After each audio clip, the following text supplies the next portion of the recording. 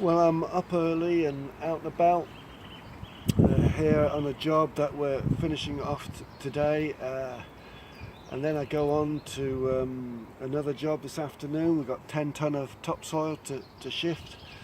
So it's a good day for me today. A good day because I'm working with mates, with my son-in-law and others, and I often work by myself. So I'm really grateful for that.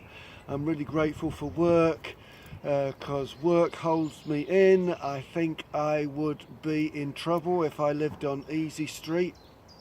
If I was just doing the 60-year-old holiday, meals out, wine and dine ticket week in, week out, I would get bored to tears and would be no good to anybody. And so I'm grateful.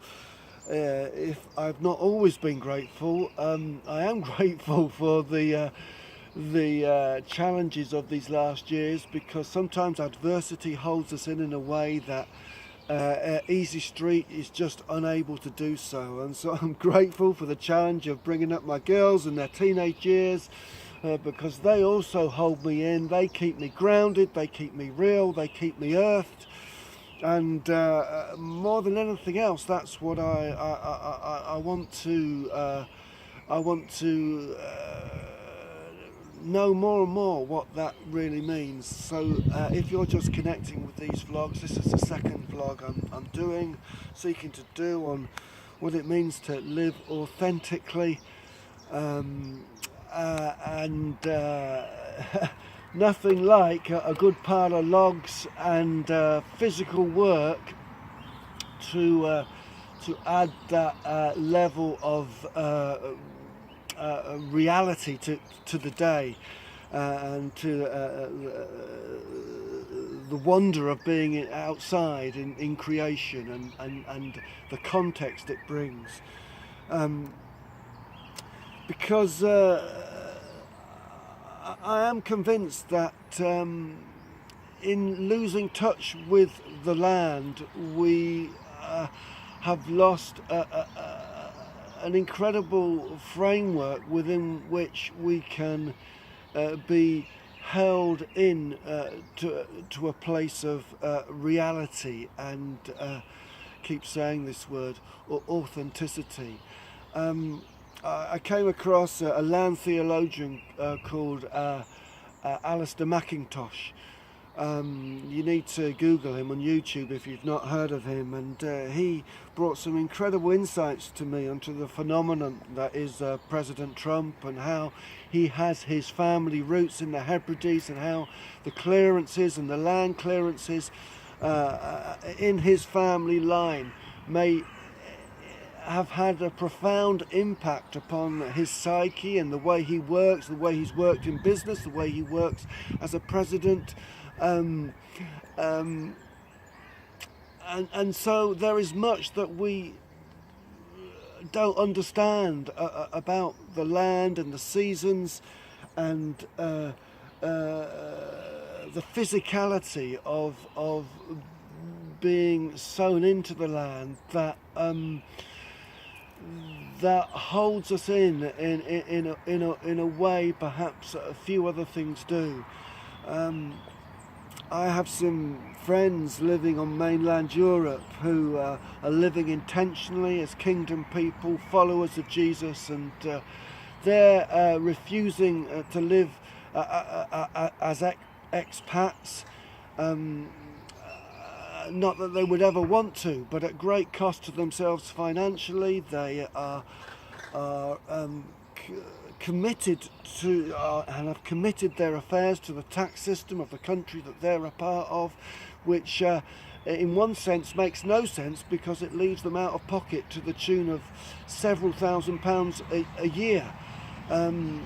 It would make so much more sense to run their tax affairs through the UK, but they say no, we are committed to this land, we're married to this land, our future is tied up with the future of this land, and therefore if that means that we're going to be a few £1,000s a year out of pocket, even on our small budget, then that's what we're going to do. Living authentically, living in a way that we say we will not just surf the land and exploit it and then move on to the next project and view it as a commodity. No, we are tying our future into the future of this land. What a great way to live.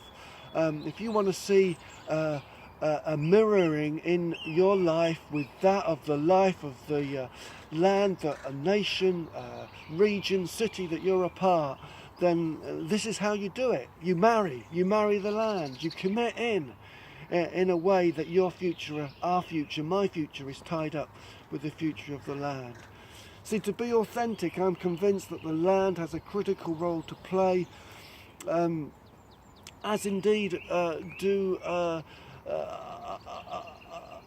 some of the situations that are full of contention and trouble for some of us.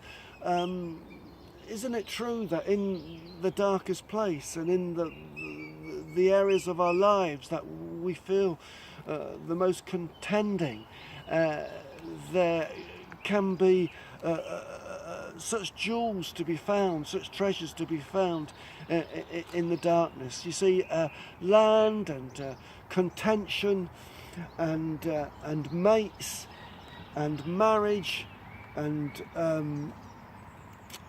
just the challenges of life all help to earth us and to keep us real and to keep us on track. You know, Jesus said of Nathaniel, here is a man without guile, without falsehood. And what a great epitaph to carry, to be known as somebody who had no falsehood in them. So that's what I'm trying to explore in these vlogs, what it means to live authentically, what it means to live tied in to the land, tied into the people that we're committed to, living in a way that there's no integrity gap, there's no shallowness to who we are. So there you go. I thought I'd give this a shot at the start of the day. The red kites are circulating above me, and the sun is shining, and I've got a long day ahead, but it's a good day.